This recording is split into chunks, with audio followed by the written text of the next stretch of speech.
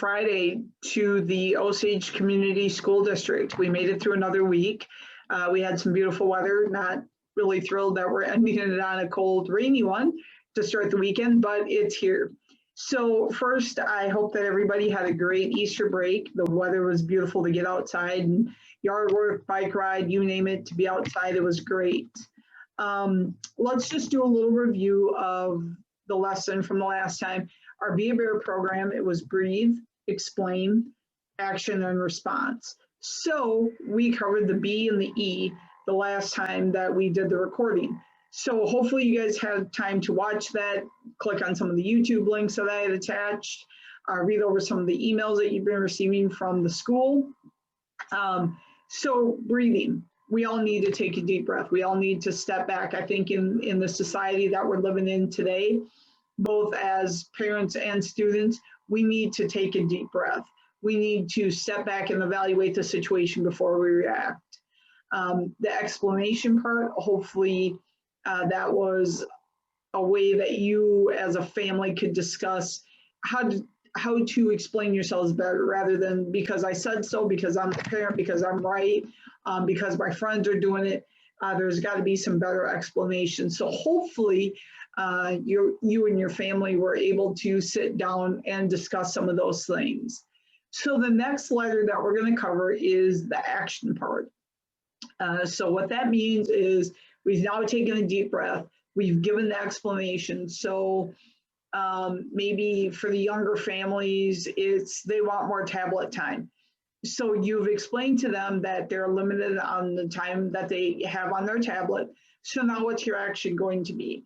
Is it going to be take the tablet away and enforce that rule, give in and let them continue to play on the tablet, or the action is a compromise? It's whatever you feel the best that works for your family, but there has to be an action after the explanation. For the later elementary, junior high, for an example, being online, you've explained to them why you don't want them to have a certain social media app, for example, TikTok. You've explained that you've read about the dangers. You've explained that you have heard about the things that people are doing, posting, seeing. So you've explained that. Now what's your action going to be? Again, are you going to give in and let them have TikTok, even though you've explained why you don't want them to have TikTok? And maybe they've given you an explanation of why they need to have TikTok. Are you going to hold true to, no, you have to be 18 or 13 or 15, whatever your house rules are? Or is there a compromise of you are only allowed to watch TikTok when I'm around you, or we're going to lock this? What works best for you? But again, there has to be an action. Students, your action. You see something negative online. What's your action? Are you going to choose to ignore it and be a bystander? Or are you going to report it or do something about it and be the upstander? I really hope that you guys all choose to be the upstander. I really do. So those are the actions that go along with this. So now we've taken a deep breath. We've evaluated the situation. We've given our explanation of why we don't like it, why we don't want to see it again, why it upsets us, why it makes us feel certain ways. Now the action is, what are you going to do about it? Report it, ignore it, compromise with it. That choice is yours. We're always given choices in life. Your action is a result of the choice that you make. So when you see the cyberbullying online, when you see negative things going on that could potentially harm yourself, your family, your friends, your school, your community, and you choose to ignore that, there's going to be the consequences of that action, if that makes sense. So with that being said, we want to make sure that you are all aware of the situations, okay? So again, we took a deep breath, we've done the explanations, now what's our actions? Our actions are going to be the upstanding way. I hope that you're going to report cyberbullying, that you're going to report sexting, human trafficking, racism, whatever you're seeing online as a negative that may affect you, your family, your classmates, your school. I really hope that not only as students, but also as adults, when you see something, you take that initiative to report it, okay? Or do something with it, or make an action plan for that. So the last letter, like I said, is the report or response. So we've taken a deep breath, we've done the explanation, we have now chose our action. So what's our response? What's the response out of this? So we're going to choose to ignore it. What's the response going to be? You may be guilty by association. You may face different consequences. But if you choose to report it and be that upstander, or your response is to be the more positive side, there's going to be good that comes out of it. You may be saving someone's life. You may be partaking in something that's going to change the world. We don't know, but you have to make your response, your reporting has to be there to make this end in a positive way, if that makes sense. So let's just recap a situation. Your kid comes home, says that they've seen some cyberbullying online with their friends, and you as a parent, what's your first thing you're going to do? You're going to take a breath. You're just going to, okay, let me see what you're seeing. Let me see your phone, your tablet, your school device. Okay, now we're going to explain to the child why this isn't right. Is it a form of cyberbullying? Is it racism? Is it sexism? Is it, define it. Okay, when you're explaining these things, define it. Don't just say it's a general cyberbullying thing because they're being mean. Give it more of a life. Give it something that they're going to be able to grasp onto. That maybe the issue of cyberbullying is over their weight, for example, as an example, and they have some very derogatory remarks. Explain to your child why this isn't right, why this is inappropriate. Give them that good explanation of why this is not right.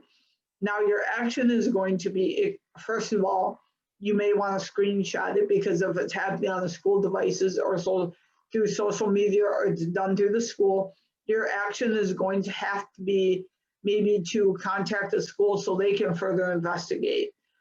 Your action also is going to explain to your child that this isn't appropriate, that you hold your children to a higher standard, that you would hope that your child would defend this other person that is being picked on online.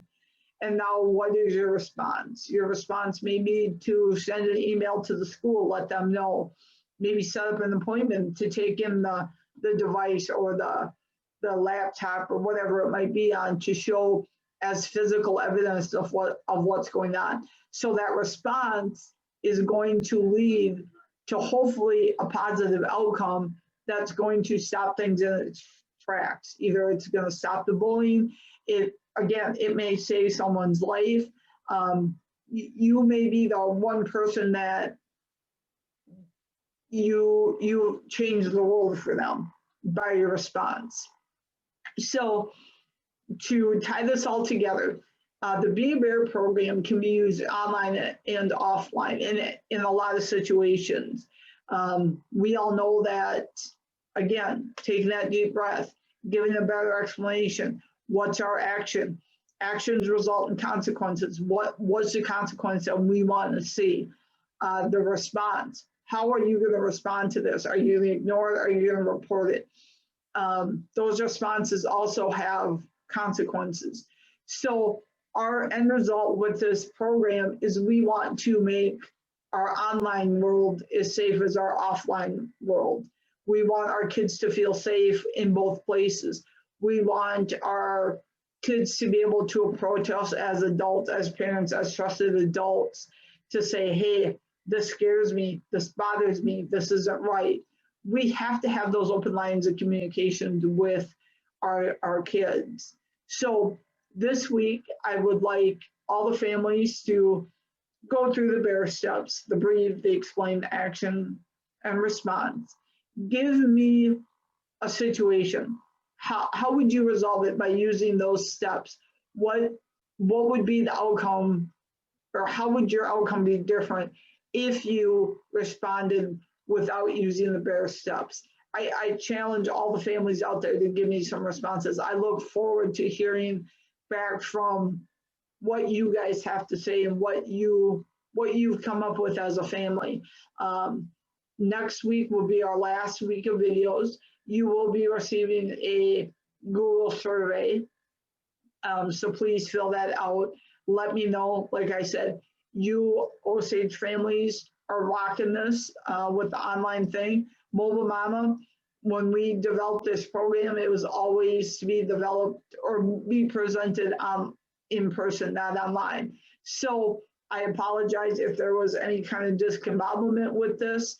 This is a learning curve for us as an organization on how we're presenting to families now, just because COVID. Again, I don't think anybody is lack of life-changing skills because of COVID.